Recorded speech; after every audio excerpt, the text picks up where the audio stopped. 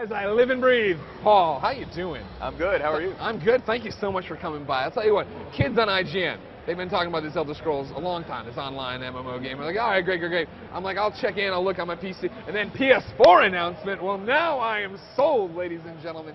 Paul, what is this game in a nutshell? In a nutshell, it's the first time you've been able to play Elder Scrolls online. So that means you can play with your friends.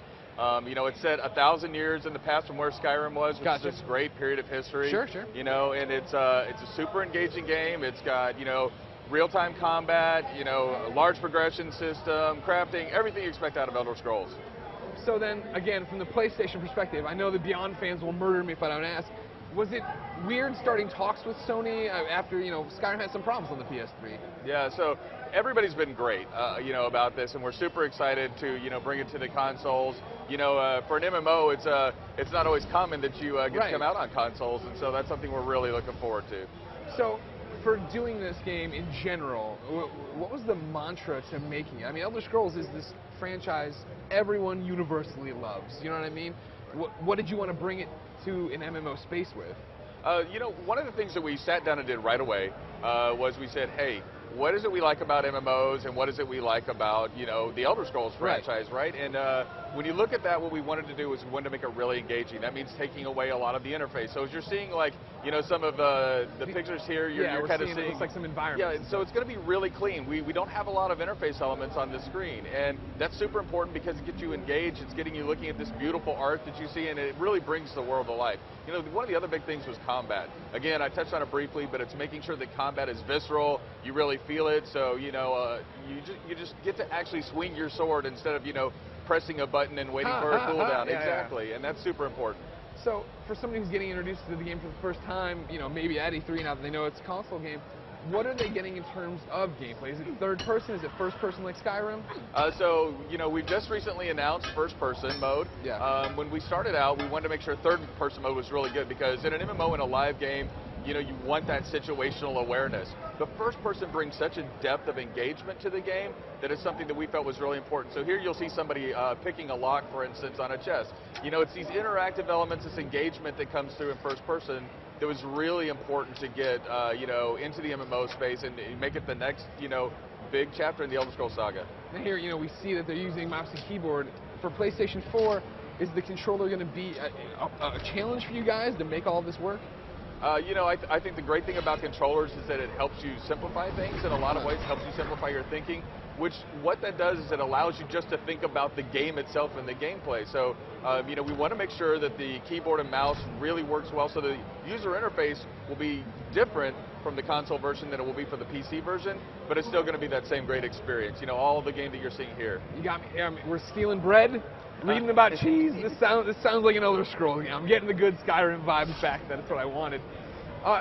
You talked about it yourself, that MMOs on console aren't a common thing, really, right? You've seen 3 realms of DC Universe Online, really, and now I guess Eve to an extent, Dustford to an extent. What about next gen? What about PlayStation 4 made it you guys think, all right, this is the time, this is impossible? Yeah, so, it's something we would always wanted to do, which is get it on the console. But I think the beauty of it is the fact that these consoles are so powerful, and right now it's the next gen is coming on, so that means they're about at, pace with PC and Mac, and so that's what allows us to bring it so easily, because we're kind of at that parity level right now. Do you see next generation making your life as a developer easier? I mean, in your studio's life easier as well, right? Like, it had to have been a bitch for Skyrim to go PC, 360, PS3, and have them all kind of be a little bit different. Yeah, anytime you develop on multiple platforms, it's always going to be a little bit more difficult, but I think the fact that, from, both Sony and Microsoft, they're absolutely committed to making the development process as easy as possible, and so I think that's going to be great for us. So now, I know we're early with the Elder Scrolls. How much can you tell us about, are you supporting the Holy Trinity, DPS, healer, tanks? What's happening in story, anything like that? Can we get into yet? Yeah, let's talk about progression a little bit, right? So with progression, one of the things you get is when you choose a class, and you have 4 classes in the game, that kind of fit what your typical role might be. Sure. So we have like a Dragon Knight, we have a Sorcerer, a Templar, and we have the Nightblade. And what that does is that allows people to kind of just start off very comfortably with their fantasy, but then it really opens up because that defines like 3 skill lines that you get, based off your class choice. But then you have a skill line based off your race choice. If you join the fighters, Guild, you get a new skill line. If you join the Mages Guild, you get a new skill line. So really, as you play more and more, you keep getting new skills, and that opens up this world to where maybe you started off playing, you know, with the mage with the staff, but since you can equip any weapon, you can equip any armor, the whole thing is really just about your choice and the way you want to play. So you can be a two-handed sword, you know, lightning bolt slinging sorcerer. Wow. Yeah. All right, that sounds pretty good. And it sounds, you know, are you seeing are you imagining, at least I should say, for players the transition between Skyrim to this to be pretty easy? Yes. Is this really just online Skyrim? Not that I'm trying to take away from what it is, but right. It sounds like it is, and that's awesome.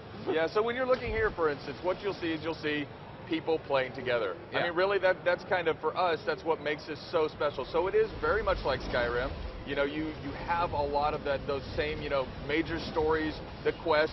You know, for instance, if you're out to save, you know, a princess, or, you know, here we're out to kind of end a Daedric prince's influence in a certain place, and then all of a sudden there's something over to the side here, you see a dungeon. Yeah. That the way that the world is developed, the way the content's developed, is to make sure we engage the player, you know, a lot in the world itself. Now, I think we've already seen some of it, but just to make sure, we're having PvE and we're having PvP? Absolutely. So PvP takes place in Cyrodiil, which was where Oblivion took place. Okay. And so it's this huge mass, and we have 3 different alliances that the players choose from to start out in the game. And so when they pick an alliance, if they go into our PvP section, then that alliance is trying to crown an emperor. And by being emperor, you know, it's kind of like the major thing you want to do. You kill other players. There's huge siege battles. There's boiling oil. It's fantastic.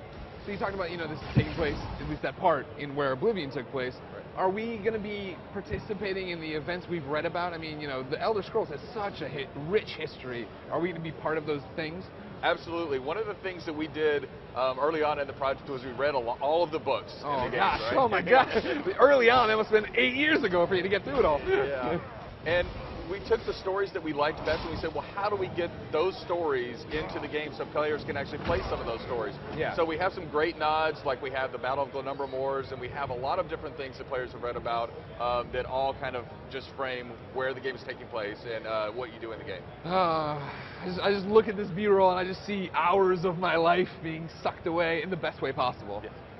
Paul, when is it coming out? When can people get the Elder Scrolls Online? So they'll be able to play the Elder Scrolls Online, PC, Mac, you know, Xbox One or PS4 in spring of 2014. Great. Thank you so much for coming on. Thanks so much.